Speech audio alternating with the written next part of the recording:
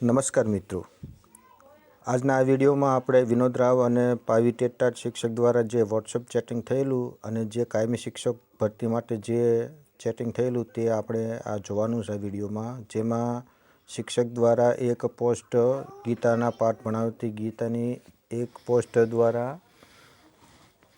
Share કરી હતી અને અનેક પ્રશ્નો કરવામાં આવ્યા હતા, જેવા કે પ્રાથમિક શાળામાં, માધ્યમિક શાળામાં અને ઉચ્ચતર માધ્યમિક શાળામાં કાયમી શિક્ષક નથી અને શિક્ષક વિના કઈ રીતે ભણશે. તમે જોઈ શકો આ રીતના પોસ્ટ કરેલી, ત્યારે સામે રાવ સાહેબ પણ કહેલું કે જ્ઞાન સહાયક નહીં હે.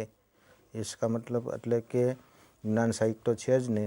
તો સામે ઉમેદવારે પણ કહેલું કે કાયમી ભરતી હોવી જોઈએ. તો વિનોદ રાવે જણાવેલું કે નો નીડ એટલે કે જરૂર નથી, અમારે કાયમી શિક્ષકની જરૂર નથી. તો સામે પણ ઉમેદવાર દ્વારા એ પ્રશ્ન કરવામાં આવ્યા હતા કે કાયમી ભરતી ક્યારે આવશે. ગુજરાતીમાં આટલું મહેકમ તો છે જ ને.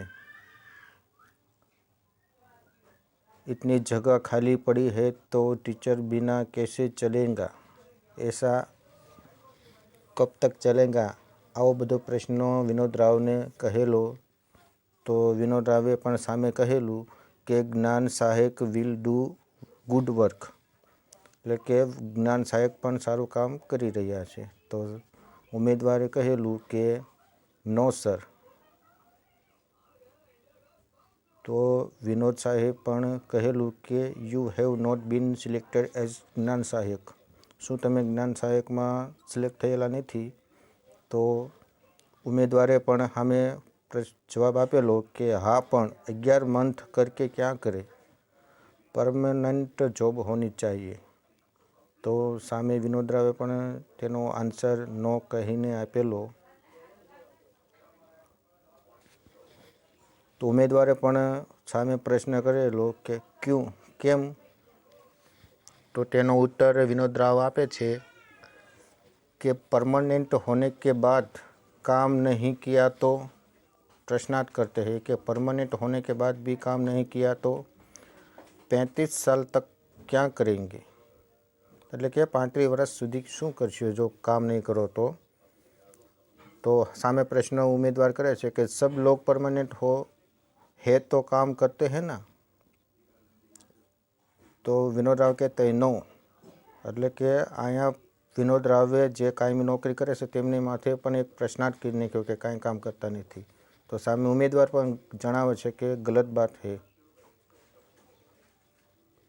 तो विनोद राव कहते हैं कि ज्ञान सहायक ने काम नहीं किया तो 11 मंथ के बाद दूर कर सकेंगे, એટલે કે 11 મહિનામાં જો કામ નહીં કરે તો જ્ઞાન સહાયકોને ઘર ભેગા કરી શકશું.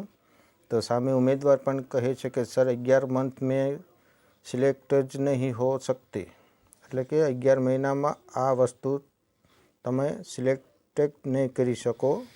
તો સામે પણ જવાબ વિનોદ રાવ આપે છે કે વિદ્યાર્થીઓ કે લીએ ये अच्छी बात है, એટલે કે જે કાંઈ 11 મહિના પછી જેને સિલેક્ટ કરવામાં નહીં આવે સારું કામ થાય તેને, તો એ વિદ્યાર્થી માટે સારું કામ છે.